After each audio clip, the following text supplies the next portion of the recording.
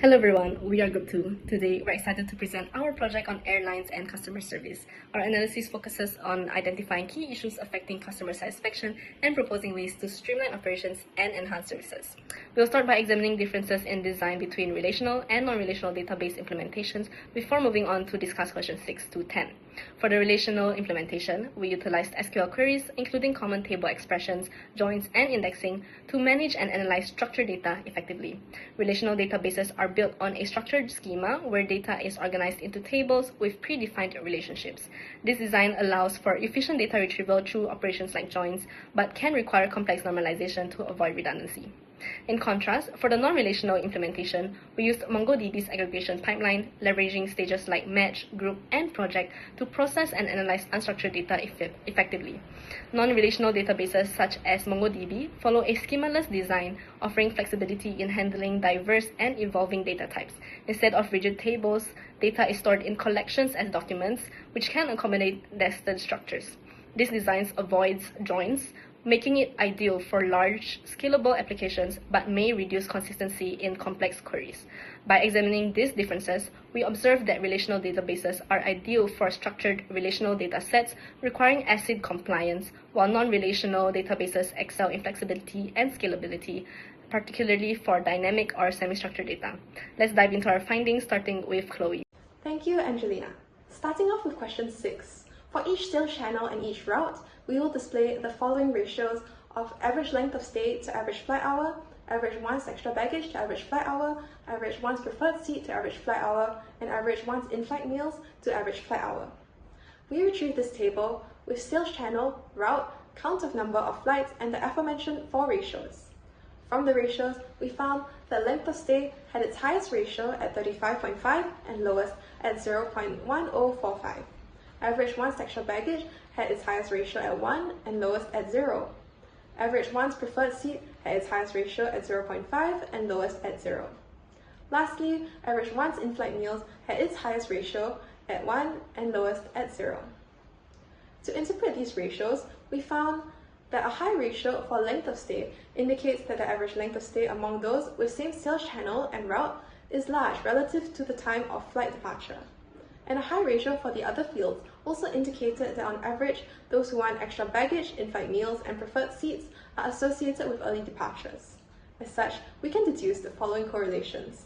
If length of stay is large relative to the flight departure time, like for the AKL ICN route, this likely indicates that passengers on this route are associated with longer lengths of stay after early departures. On the other hand, if the length of stay is significantly shorter relative to flight departure time, like for the AKL DL route, it is likely that the passengers on this route are associated with staying for shorter periods following later departures. As for the ratio average one's preferred seat to average flight hour, it can be said that the passengers on the routes where this ratio is highest at 0.5 are associated with wanting a preferred seat during early departures. However, for late departures, any association is inconclusive. As for the ratios, one's extra baggage and one's in-flight meals, it can be said that the passengers on these routes where the ratio is highest at 1 are associated with asking for early extra baggage and in-flight meals during early departures, such as at 1 a.m. Similar to the preferred seat ratio or those with late departures, it is inconclusive whether there is any association. However, it must be noted that correlation measures the strength and direction of a linear relationship between two variables. As such, correlation cannot be deduced based on these ratios alone, given that the above ratio only serves as an estimate of correlation. It is crucial that we do not take the above findings to be conclusive, as this may lead to wastage of resources if the airlines do not take the findings with flexibility. Now, I will be passing the time on to Aditi for question 7. Thank you, Chloe. Moving on to question 7, we compared average ratings across 5 aspects of travel experience made by the 4 different airline classes. These insights can help airlines enhance customer experience. Firstly, we examined overall ratings. Singapore Airlines saw an increase in the average overall ratings from seasonal to non-seasonal periods, suggesting higher customer satisfaction during non-peak seasons. In contrast, Qatar Airways saw an overall decrease from seasonal to non-seasonal periods, suggesting a greater preference for their services during peak seasons. Subsequently, we analyzed the 4 remaining categories to identify the highest and lowest rated aspects for each class during seasonal and non-seasonal periods. After compiling data for both Singapore Airlines as well as Qatar Airways, We identified in-flight entertainment to be the highest rated category across most classes in both airlines, regardless of season. This highlights its importance as the most significant driver of customer satisfaction. Hence, it is important to ensure sufficient focus is being given to this aspect to maintain a high quality. However, a significant drop in ratings for in-flight entertainment was observed during non-seasonal periods in the first and premium economy classes of both airlines. This decline may stem from outdated content or reduced emphasis on premium services. Addressing this is crucial as these high-value passengers significantly impact profitability and brand reputations.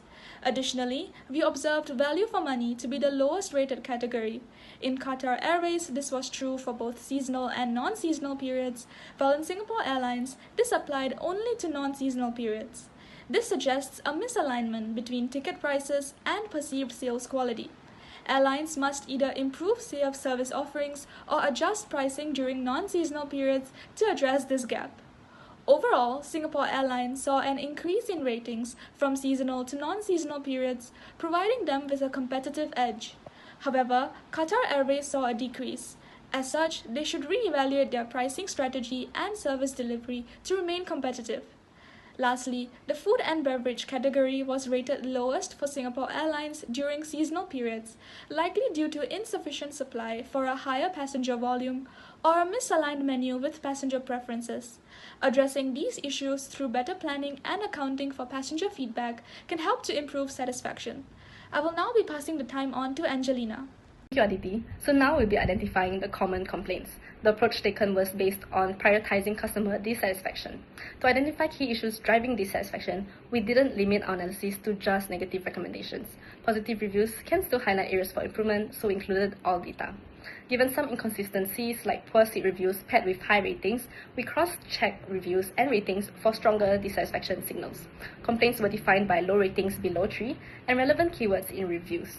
While this approach may exclude negative reviews with falsely high ratings and include positive reviews with falsely low ratings, these instances are rare. By focusing on clear, actionable signals with this approach, it streamlines complaint detection, providing a practical balance between accuracy and efficiency. Let's first talk about the most common issues. The top two complaints for both airlines in general are delayed or cancelled flight complaints and value complaints.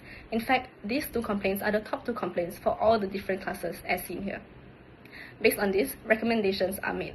To address the high frequency of complaints about delayed or cancelled flight, with 33% for Qatar Airways and 25% for Singapore Airlines, it is crucial to improve operational efficiency.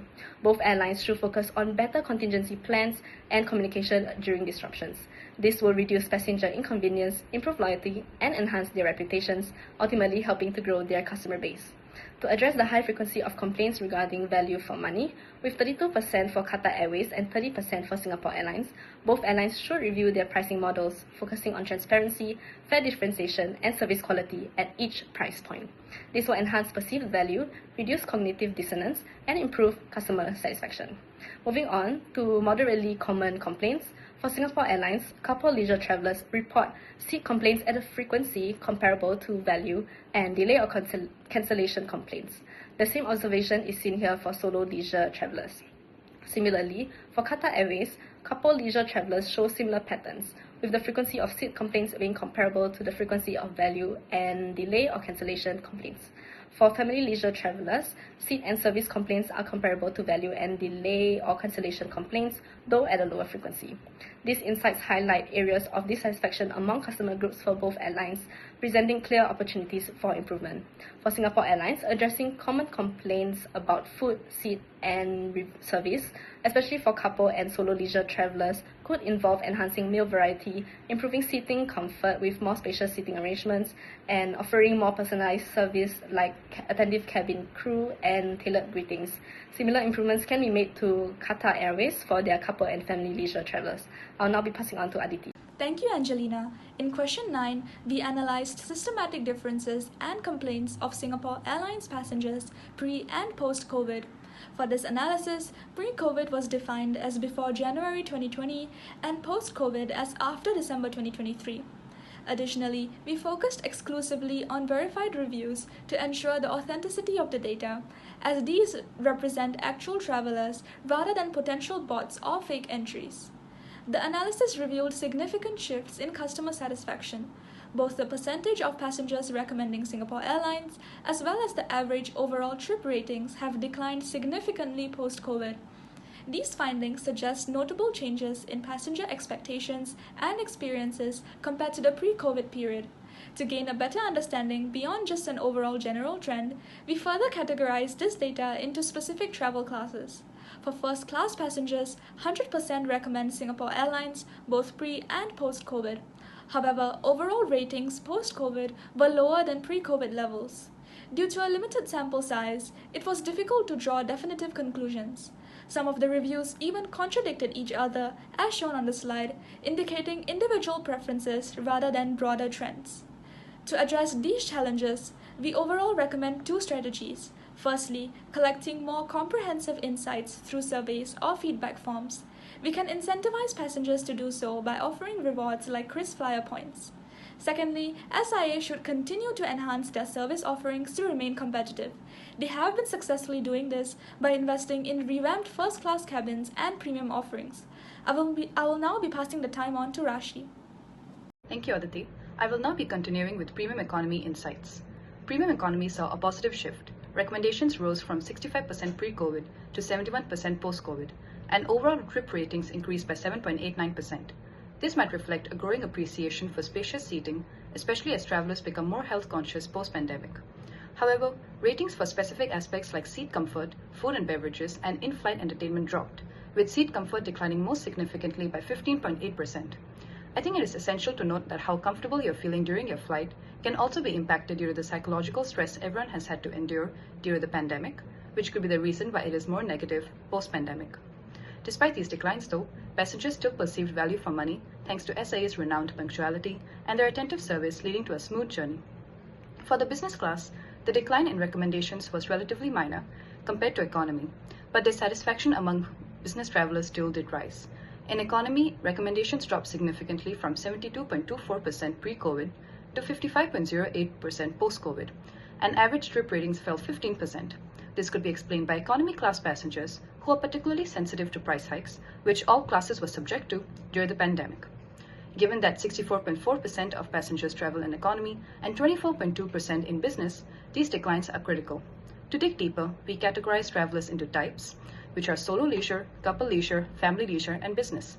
Here we can see that overall, the business travelers and family leisure travelers were the most dissatisfied with their experience traveling with Singapore Airlines. Now let's look at some traveler type specific findings. First, business travelers, where the proportion recommending SIA plummeted from 75.34% to 33.33%, and with average ratings dropping 35.7%. However, it is essential to note that this may be due to fall in demand of business class seats due to a rise in the usage of Zoom. Hence, due to a lower demand, there could have been a higher unreasonable price for those who travel by business class.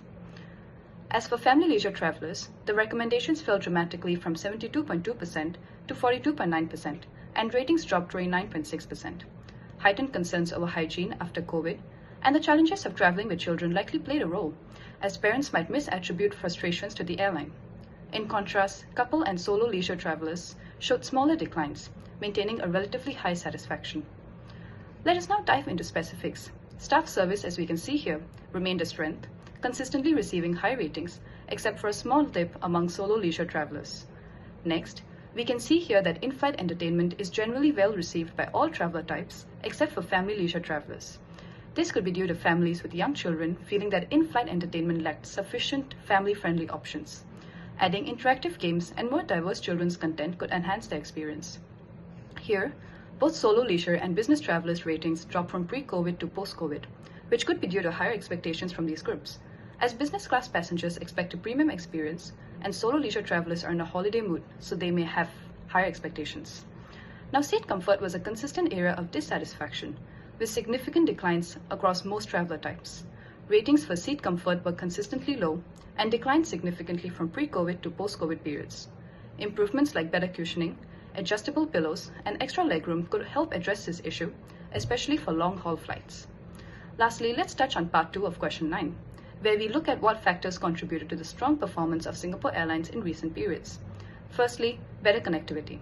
New routes like Brussels and increased frequencies to destinations such as London and Beijing enhance accessibility and connectivity. The reopening of borders in markets like China and Japan improved group passenger load factor by 2.6% points, which indicates a greater use of the airline's capacity. Next, with innovation, their newly revamped premium economy features have garnered positive feedback. This positive sentiment may result in increased memberships. And in addition to this, KrisFlyers, which is SIA's loyalty program, continued reach for partnerships has also resulted in a growth of memberships and greater revenues. Lastly, with strategic collaborations, Scoot, which is an airline under SIA's operations on thinner routes, has enhanced SIA's network. Furthermore, a 25.1% stake in Air India and Vistara's merged entity gives them an opportunity to tap into India's vast market. I will now be passing the time to Esmond, who will take you through question 10. Thank you, Rashid. Now I'll be presenting on question 10 on how can a customer service chatbot be designed to help Singapore Airlines in exceptional circumstances, such as the recent SQ321 incident. The SQ321 flight was making a trip from London to Singapore, was forced to make an emergency landing due to severe turbulence. This incident resulted in one death and several injuries, ranging from minor to major injuries. One thing to note from the image shown is that the compensation across different groups of passengers are different and will require a different course of action. From this incident, we want our chatbot to be able to handle emotions carefully and also provide accurate information on compensation policy and procedures for the passengers, which ultimately makes compensation an easy process. Before I continue, let's examine the current SIA chatbot. It was found that the current chatbot lacks access to relevant information, such as the compensation policy, and hence, it is unable to handle any compensation-related questions. This highlights the gap in the current chatbot, which we should aim to fix. Having a chatbot capable of handling this area can help SIA better handle any similar incidents in the future. Now we take a look at the dataset airlines reviews to identify similar issues across the various airlines.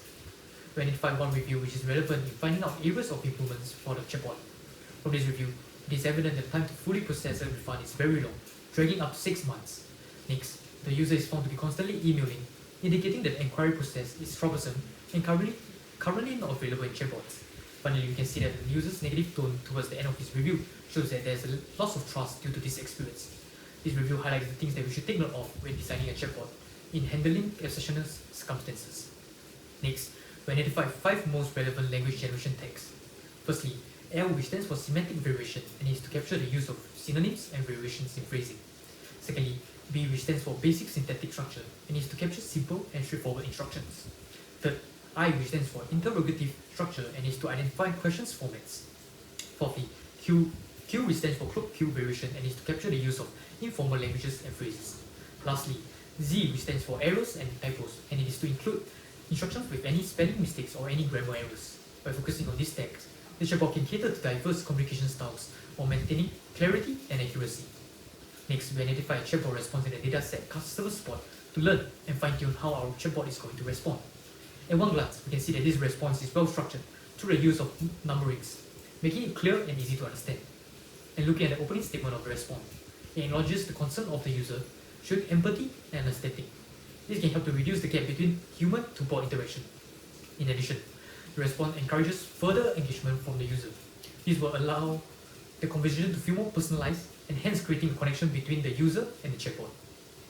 Based on our analysis and to answer the main question, we would like to propose 5 features for the chatbot. Firstly, the access to the relevant information. The chatbot should have the detailed knowledge of SIA compensation policies and procedures, ensuring it provides accurate response during exceptional circumstances.